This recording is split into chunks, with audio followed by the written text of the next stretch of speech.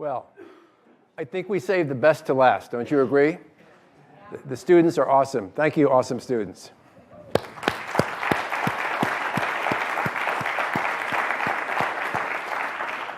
Just in case we were wondering, worrying about the future, next 10 years, 20 years, 50 years, I think we've seen that the future's in good hands. So that's very inspiring to us.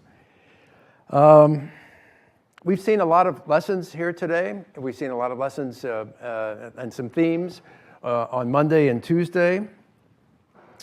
And I thought I'd start with a question. What is this?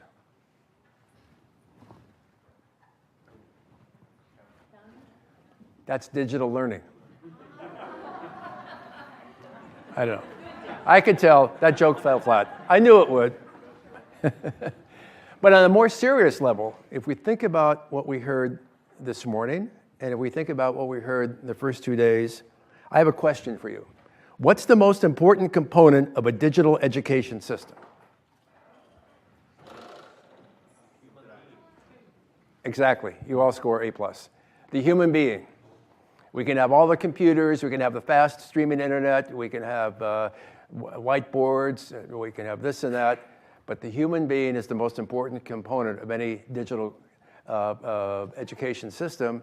And I think we're learning that. I think we heard some of the rough edges of implementing these new technologies here at MIT with MITx, the students being alpha testers, and now being co-creators of the next version of edX. That's very exciting. I think we also learned from the students today, and the morning students, those who are using edX and taking MOOCs online here on campus, that the answer is not the answer. The answer is the process to the answer. And that's maybe a limitation now of some of the software, and I know that those in machine learning and elsewhere are trying to figure out how to do that. So in some sense, the computer can then emulate what a human grader would do when they look at the process.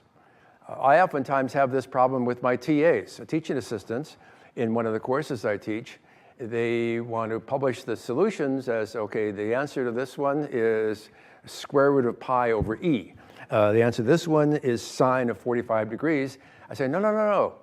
You have to show the process. Start with basics, the basic principles, and build up the process. If you make an arithmetic error along the way, if it's a trivial arithmetic error and get the wrong answer, you still should get 95% credit. So that's an issue too that I'm sure that Dr. Sarma and his team are working on and going to make good progress.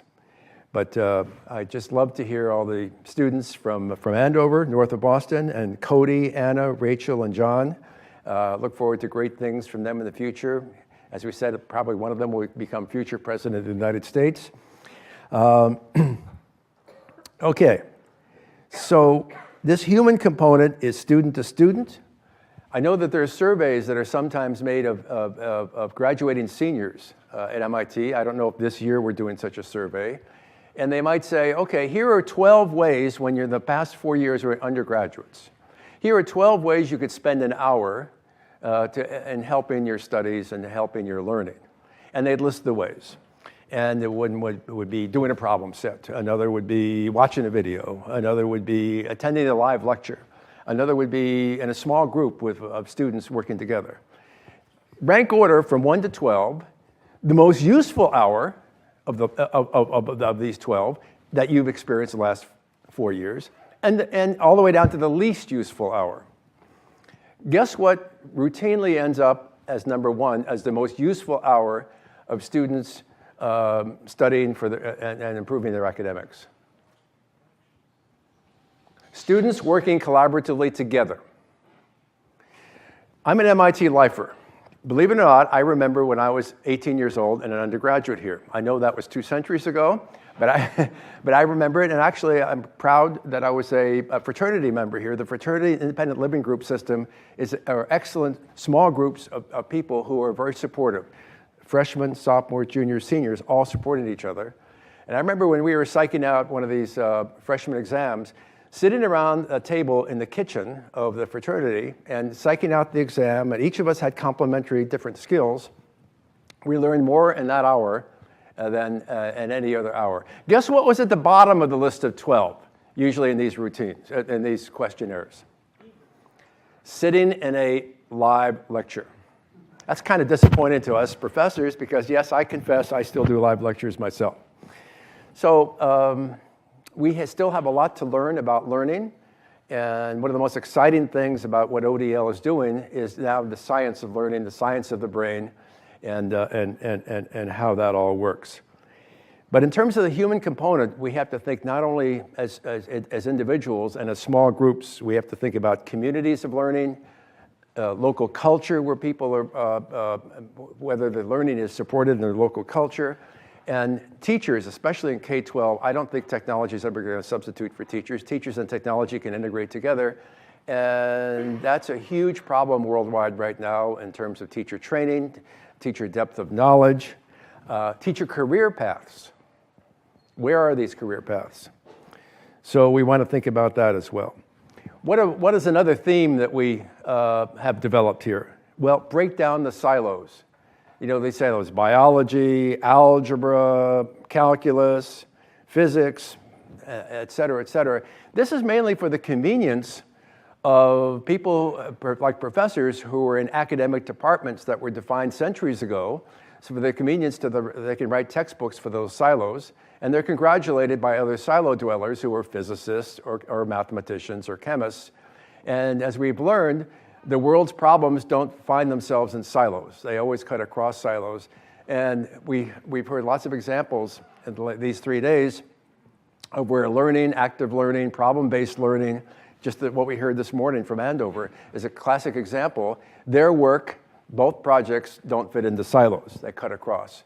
And somehow we have to deal with that in the structure of our educational systems. And maybe the structure of our educational systems is more of a liability than an asset. The nice thing about MIT, since we have the culture, ask for forgiveness, not for permission, and that really is a dynamic culture of MIT. So you see that MIT is taking the lead in changing some of this culture, in changing some of the constraints, in saying that you can get a master's degree here first half at home or at the workplace, and then if you're near the top of the class, here on campus. And look at all the free stuff we give away: OpenCourseWare, Blossoms, other kinds of things. The role of the curriculum. We've heard the word curriculum mentioned time and time again in the past 2.5 days. And the curriculum is designed to be supportive of a standardized test that you're going to take, whether it's in China or India or Pakistan or the US or wherever it is. Maybe the curriculum is a bad word. Maybe it's our enemy. Maybe curriculum puts us in a straitjacket, which prohibits experimentation, the kind we've heard today, prohibits risk-taking, prohibits the kind of thing that sometimes you go down a dead end and make a mistake and come back. But where is in the curriculum, when you're teaching to a test, a standardized test in any of these countries, including the US, where parents will go up to teachers during PTA meetings in the US, say, well, if you do a Blossoms lesson, let's say, in your class next week, you might want to call your lawyer the next morning because my little Johnny might get 5 points less on the SAT test as a result of you not covering more in the SAT. Now, maybe I'm overstating it, but no, I've heard this from teachers. So the word curriculum, which is mandated by the state, by governments, and teaching to a test, I think that's a huge problem. And I would suggest in the next LINC conference, that be one of the things to focus on. Because we're doing all this experimentation, and we're all this innovation, and problem-based learning, and activity-based learning. Here's a question. If we were mathematicians and to allocate resources, suppose in some math course, let's say Algebra 2. Now let's take biology. Let's take biology, something I know very little about myself. And maybe there are 20 different blocks of material to focus on biology for whatever the standardized tests are.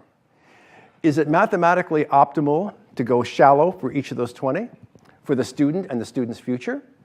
Or is it mathematically optimal to go deep on, let's say, 8 of those concepts, leave out 12, and then they know what it's like to think and act like scientists, and it can explore, do active learning, problem-based learning.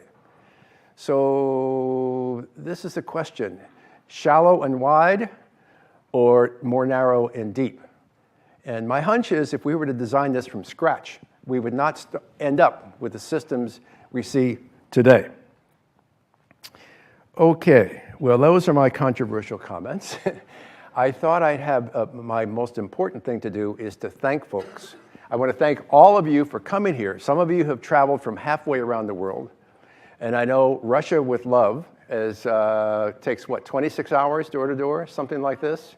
My goodness. So thank you for coming again. We hope you're going to repeat at the next LINC conference. We don't know where it's going to be. It could be at MIT or it could be in Siberia. Who knows where it's going to be? Yeah. Although then it would take us 26 hours to get there, right? Well, okay. So we want to thank all of you for coming, and we want to thank Dr. Sanjay Sarma for his willingness in the ODL to take over LINC and commit to doing LINC every 2 years. The objective is every other year in some other country, and so let's see if we can meet that objective 2 years from now. I want to thank Vijay Kumar, who is one of your key MCs. He regretfully can't be here at this moment, but I want to thank him as well. And I want to thank Aneen Ward and Rita Sahu. Would they please come up to the front, please? Would they please come up to the front?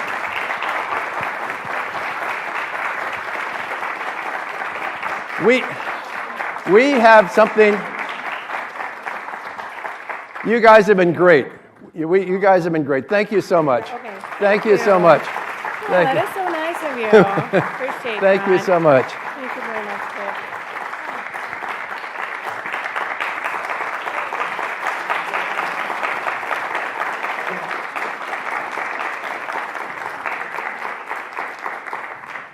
Without their tireless work and the work of their other committee members, and the committee was anywhere from 12 to 17, depending on the week, this would not have happened.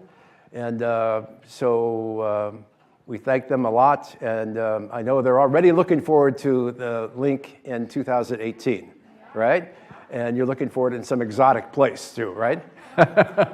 With lots of dancing and sights to see and that sort of thing. So we have about 15 more minutes, and I've given my speech on some controversial topics, but I'd like to open it up because this should not just be a monologue, and particularly I'd like to know from you, if you were to design the agenda for LINC 2018, what would be your number one priority for a topic to consider? And number two is how can we do this better in the future, independent of topics? So we're going to open it up and close by noon or close earlier if there are no questions or comments. So I invite you to suggest topics for next time and also suggest how we can do this better next time. Yeah, microphone.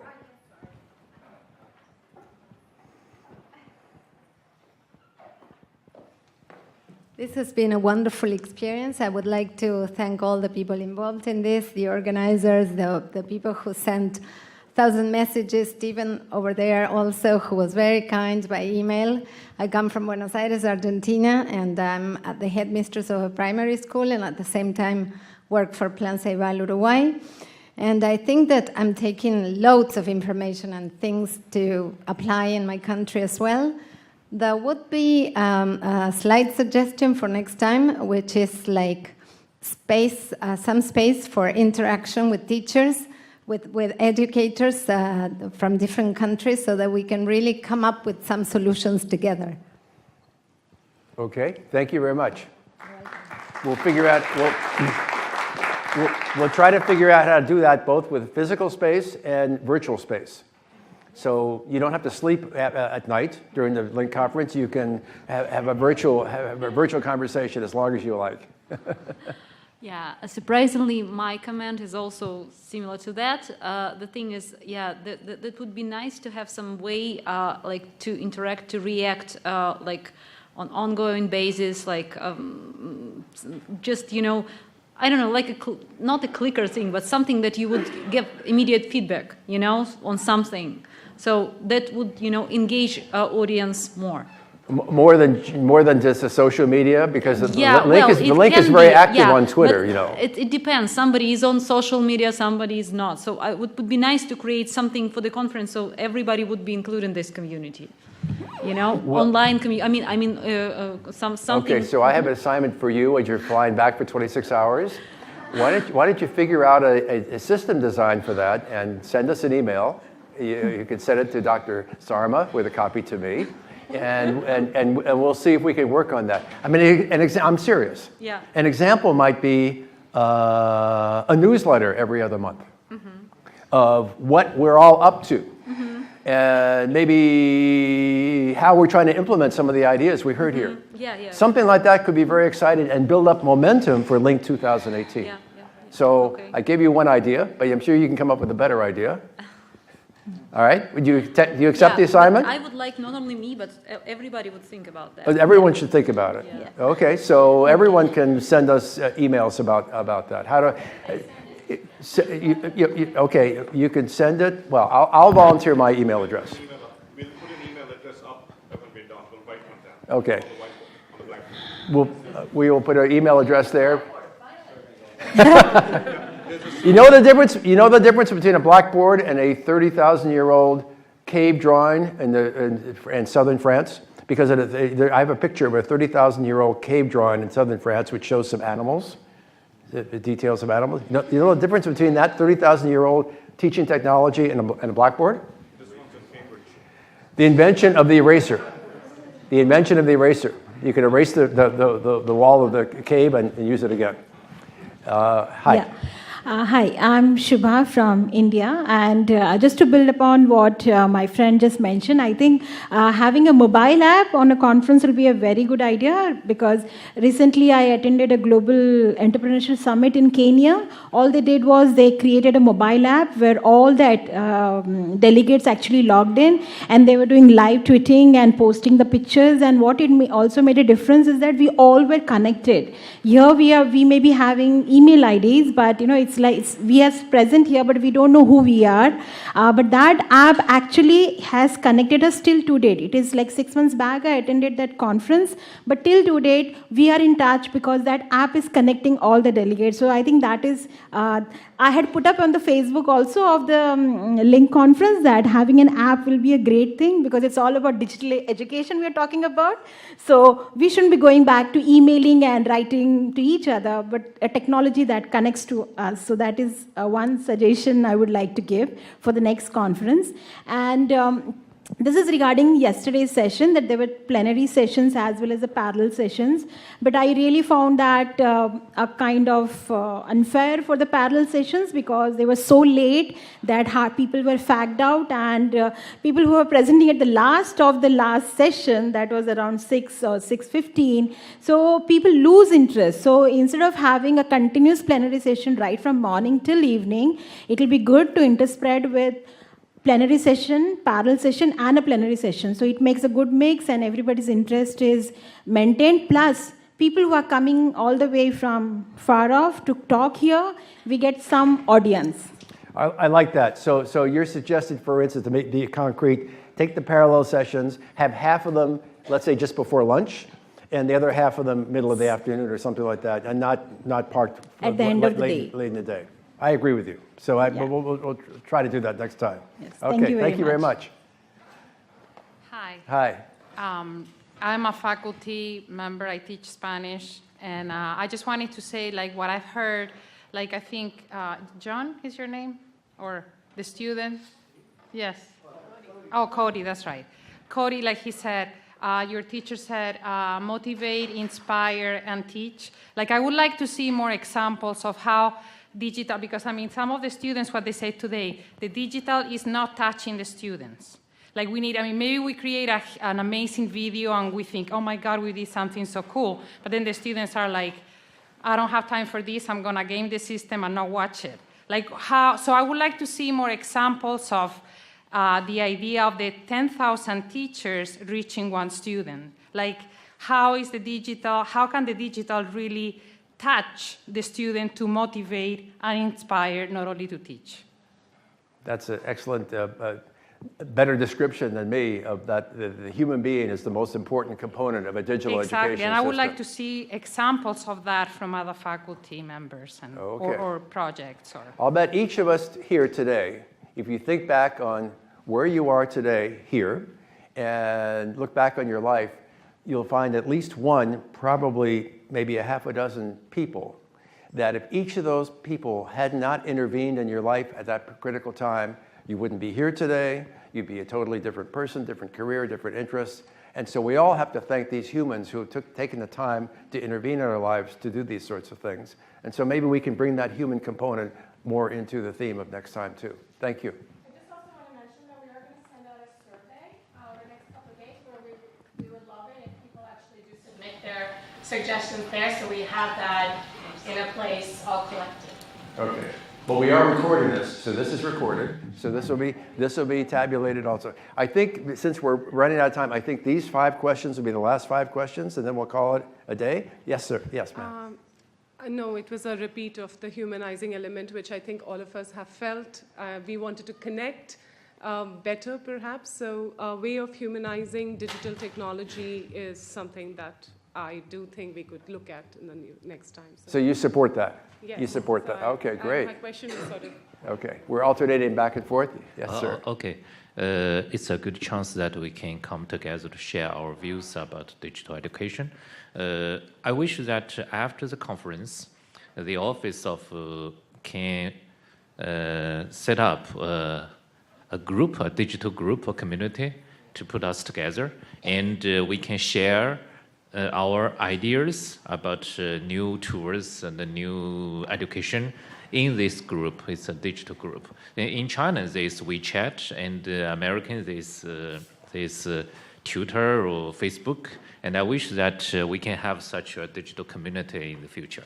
Thank you. We'll try to work on that. I think that's very possible. Yeah, but we might rely on some of you to provide a lot of the energy for it. All right? Okay. So I have a suggestion. I think it's really good all the attendees can make a hackathon, for example. So all of those among all amazing kids build something amazing and just part of the process, seeing the process and see how things works. And then if they see the process, they can implement it everywhere, whatever they want to. I think all the attendees, if they can build something also, that would be really amazing. So we should take videos like we just saw this morning, post them on the LINC website and advertise them to the world? Not just build a video, just building things. Building things, but that might motivate thousands of other students to build similar things. Yeah, but one thing I'm saying, attending, all the attendees that are here, they also start working on a project, maybe a small project for a half a day or whatever part of that conference, for example. They can build on the project. I don't know if feasible or not, but I think that would be really interesting. Okay, and we should invite some of these students, even from overseas, from different countries, to participate in the next LINC conference. Of course, maybe they will be from that country. Who knows? Exactly. It could be China, Russia, Peru. Who knows where it will be? Exactly. Thank you. From Russia with love. Very briefly, my crazy idea is that this conference is something absolutely great. Something absolutely necessary for everybody who is here. And would it be possible one day to see MIT LINC EDX course or something that could extend this conference and make it a part of a kind of ongoing process where we all can teach, learn, and exchange ideas? EDX course with MIT LINC content or something like that. So what you're suggesting is to go even broader than having an online professional group. Yes. But you're talking about sharing ideas and having them implemented between the conferences, and not only implemented where you are, but maybe implemented at MIT too. Yes, exactly. Okay. Lots of homework for ODL people to do. I'm glad the ODL is taking this over. Thank you. We're sort of working towards something like that. Oh, you are? Yeah, it'll take us some time, but the idea is to create a sort of a virtual, always-on community that That would be worldwide community. Excellent, excellent. I should have known. No. Last but not least. Thank you. One of the great things that I've heard at this conference so far, and it's been amazing by the way, is like, the kids really realize that personal touch is still very much needed within classrooms and schools. And one of the biggest issues that I see in the United States and within Boston as well, and the bigger urban districts, is that teachers are having the widespread implementation of digital learning and digital teaching in the classroom comes from the lack of knowledge from teachers. And I think that goes a long way as well. I think teachers need to understand how to use the digital tools, and I don't think it's as widespread as everybody thinks it is. I think a lot of teachers are really afraid to go and learn by themselves online. So I still think that personal touch is needed with teachers as well. So my recommendation for the future LINC conferences is probably having some principals, or having a panel of principals or panels of district officials or panels of teachers who have effectively implemented it in their schools and in their districts. And maybe having something to do with that within and panel. maybe having a bunch of teachers also who haven't and find out why, exactly. And have them all communicate together. I know at the LINC conference in Jordan in 2007, we invited and we brought there at our expense 100 teachers from around the country who were math and science teachers, and a lot of tears were in their eyes when we asked them all to stand up, because this is the first professional conference they'd ever been to in their lives. So maybe we should try to repeat that and even bring next time. people from the soft sciences as well. Like in English. Okay, well, I want to wrap it up and say thank you very much. It's been great. And